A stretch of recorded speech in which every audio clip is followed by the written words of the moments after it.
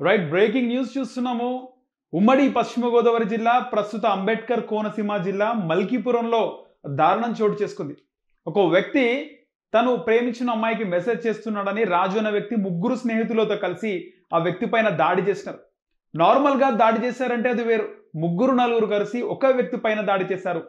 ఏఫిడిటి స్థానిక ఏఫిడిటి ఇంటర్మీడియట్ కాలేజ్లో ఇంటర్మీడియట్ చదువుతున్నట్టుగా తెలుస్తోంది. రాజు అనే వ్యక్తి తాను ప్రేమించిన అమ్మాయికి ఇంకొక అబ్బాయి మెసేజ్ చేసినాడు వాట్సాప్లో అనే కారణంగా ముగ్గురు ఫ్రెండ్స్ని తీసుకెళ్లి దాడి చేసినాడు. విజువల్స్లో మనం చూడొచ్చు. ఆ దాడి నార్మల్గా కూడా లేదు. ఆ దాడి కొట్టుకుంటూ నేను వదిలేద్దాం అనుకున్నాను, కానీ ఏదో కారణం చెప్తూ కొడుతూ బట్టలు ఇప్పేసి అబ్బాయిని కింద కూర్చోబెట్టి కాళ్ళతో తన్నుతూ ఆ అబ్బాయిని కింద మోకాల పైన కూర్చోబెట్టి కొట్టిన తర్వాత ఆ అబ్బాయి మెడకు ఇప్పిన బట్టలను చుట్టి లాగుతున్నారు క్రూరంగా. నిజంగా మళ్ళీ ప్రజెంట్ జనరేషన్లో కూడా ఇలాంటి సిచ్యువేషన్లు ఎదురవుతున్నాయా? ఏదైనా ఉంటే కూర్చొని మాట్లాడుకోవచ్చు, కానీ ఒక వ్యక్తిని పట్టుకొని ఇది దారుణంగా కొడితే రేపు మంచి చెడు ఏవైనా జరిగినప్పుడు రెండు కుటుంబాలు కూడా బాధపడాల్సినటువంటి పరిస్థితి ఎదురవుతుంది. సో ఈ నేపథ్యంలో అక్కడ మల్కీపురం పోలీసులు రాజుని అతని స్నేహితులని అదుపులోకి తీసుకున్నారు. ఇక బాధితుడు ఏఫిడిటి కాలేజీలో ఇంటర్మీడియట్ చదువుతున్నట్టుగా తెలుస్తుంది.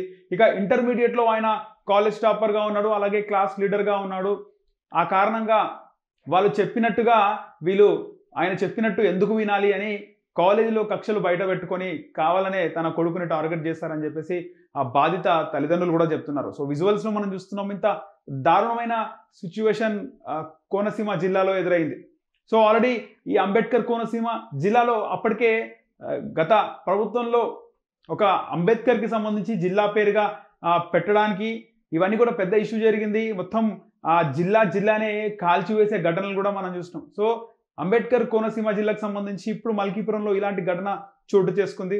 ఆల్రెడీ ఆంధ్రప్రదేశ్లో కూటమి ప్రభుత్వం వచ్చిన తర్వాత అక్కడ శాంతి భద్రతలు అదుపులో లేవు, నేరాలు జరిగిపోతున్నాయని చెప్పి రోజు వార్తలు వస్తున్న నేపథ్యంలో తాజాగా ఇలాంటి దారుణమైన సంఘటన ఎదురైంది. వాళ్ళు కొడుతూ ఆ వీడియో తీసి సోషల్ మీడియాలో కూడా అప్లోడ్ చేస్తున్నారు. అక్కడ ఆ బాధితుడు చాలా బాధపడాలని, ఆ బాధితుడి పరువు మొత్తం తీసేయాలని విధంగా చేసినట్టు తల్లిదండ్రులు చెప్తున్నారు. పోలీసులు అదుపులో ఉన్న నిందితులు రాజు, అతని స్నేహితులు ఉన్నారు. పోలీసులు అదే పనిగా విచారిస్తున్నారు.